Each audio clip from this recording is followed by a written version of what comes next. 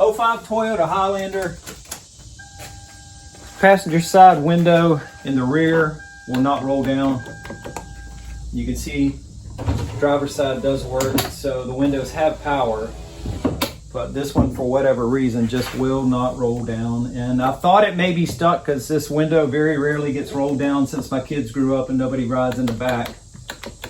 So I tried silicone spray around the window where it meets the weather stripping, tried pushing on the button and pulling down on the window, but it just will not come down. And when I push down on that button, you can hear a clicking sound from inside the door. Hear that? And that's using that button. Now I will use the button on the driver's door and we'll hear the same sound.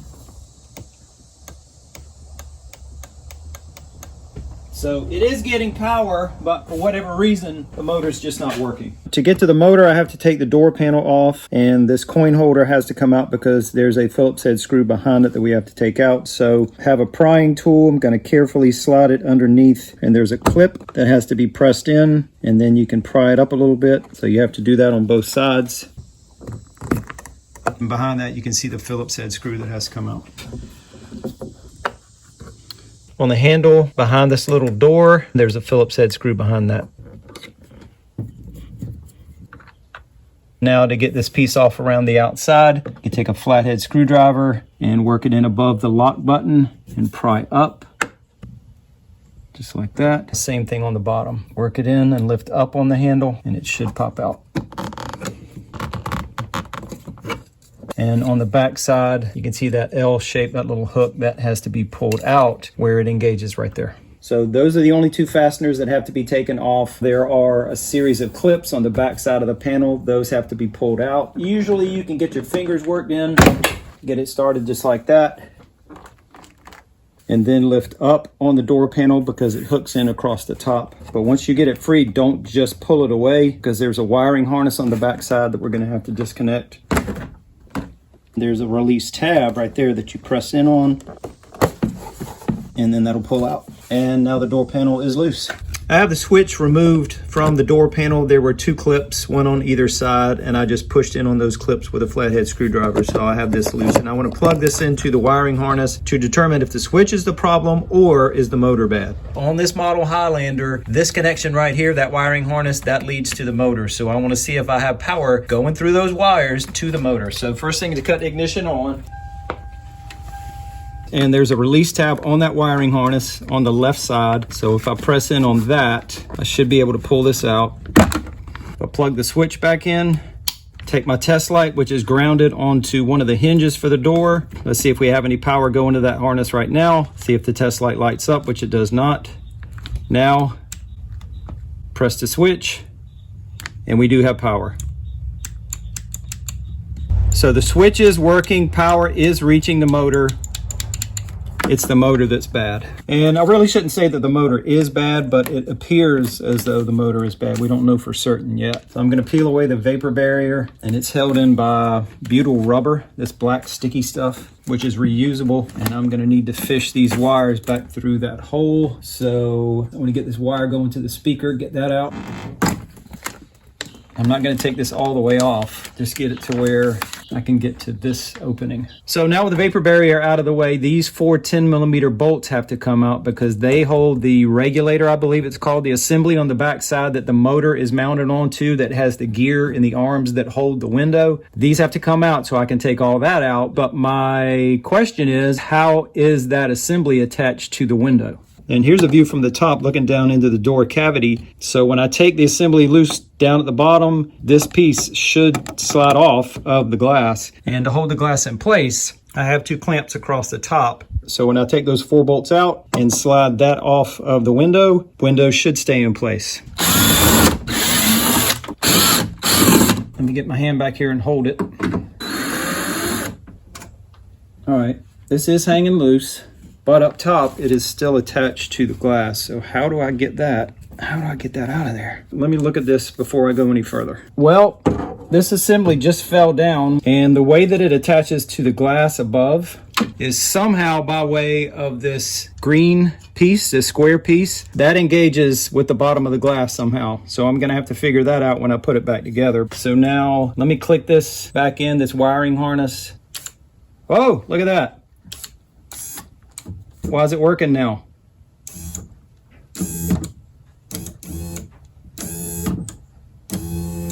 That's good news. The motor works, which has me thinking now that because it had been so many years, I'm sure, I don't know how many years since anybody tried to lower this window, maybe that glass is stuck. Let me take those clamps loose and see if the window moves around, see if I can get it to move around, and we'll go from there. I'm gonna put my hand underneath so that I can hold the glass and release the clamps up on top. There's 1 and 2, so both the clamps are off and the glass is not stuck. So what the heck is going on? What does that mean?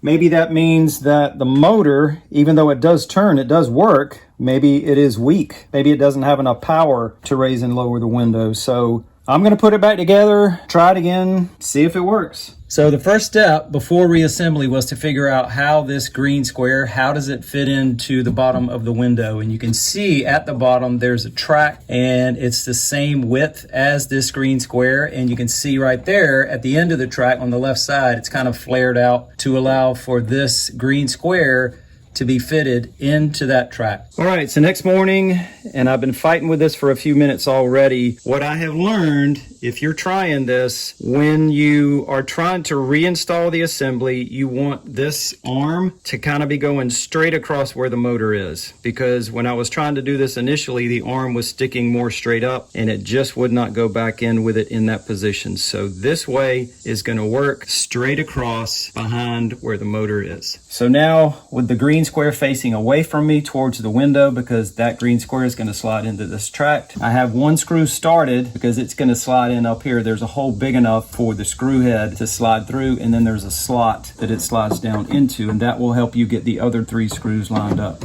So you work this in. I may have to move the window up a little bit initially. Now slide the window down a little bit so you can see what I'm doing. Hopefully, going to be sliding that green square in to the track, just like that. So it's in. Then you have to push up on the window and the assembly, and you want to line up this rubber grommet is going to go through that hole.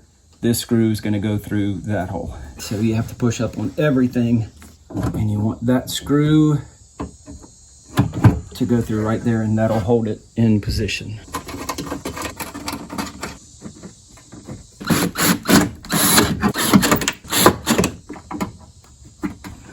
Now the moment of truth. See if it works or see if that motor is weak. Now we're good.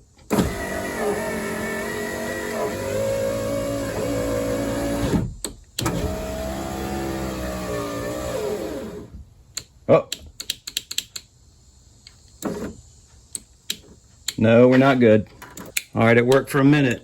Well, the motor just died out. All right, I'm still trying to figure this out before I condemn the motor, but when it sits for a few minutes, it goes back to working again. I'm not sure for how long, but at least right now, it's working. So using the test light again, I'm gonna put it on the red and gray wire, which receives power when the window is going up. So I'm gonna raise the window and we'll see if the window stops. And when it stops, does it stop because it loses power? Does the light go out and then the window stops? Or does the window stop while it still has power? So I'm gonna raise it up and the test light should light up.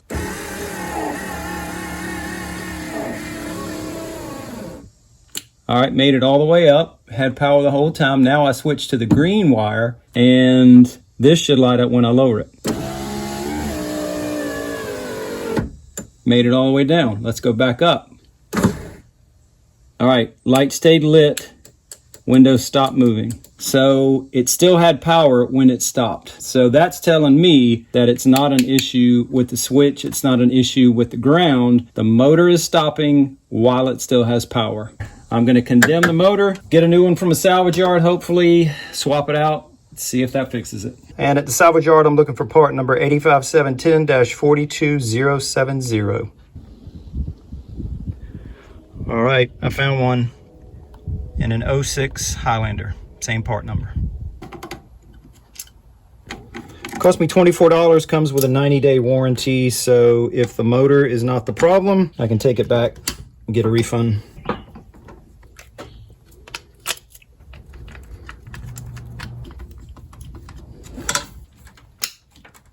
The ignition is cut on, so now I'm going to have to spin this gear around just like I showed you before so that it's behind the motor.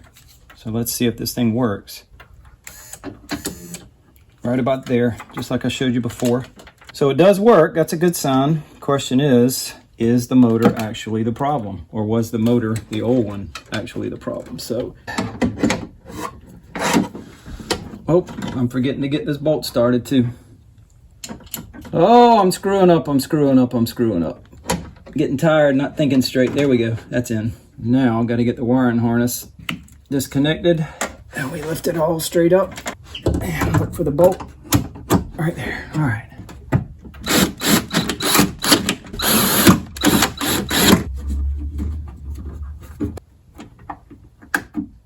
Just about showtime. Here we go.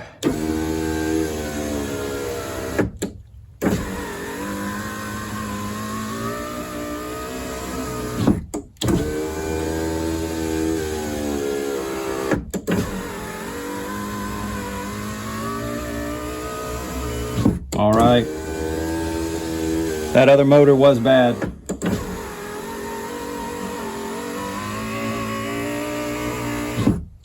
And we are fixed.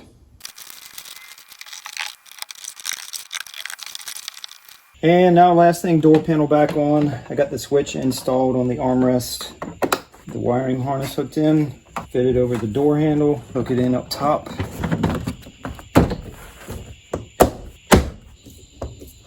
That screw put in, and the little coin holder or whatever this is. Now the frame around the handle, making sure to hook that little L-shaped piece in the back. Phillips head screw, and that's it.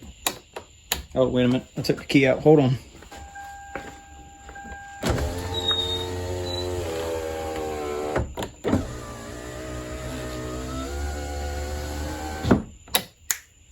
It's easy as that. About a week later, everything's working fine, no issues at all. Down below in the description, I'll put a link to this motor. It's an aftermarket motor, same part number. It fits over 70 Toyota vehicles according to that webpage. Highlanders, RAV4s, Camrys from model years 01 through 07, and also a couple of Scion models. So look for that link down below, about 35 bucks. Don't forget you need a T25 Torx to get those screws out to change out the motor. If you don't have that, you won't get the motor out. And down below also, I'll put a link to the cheap test light that I use. Costs about $7 at Harbor Freight. Hope this helps. Thanks for watching.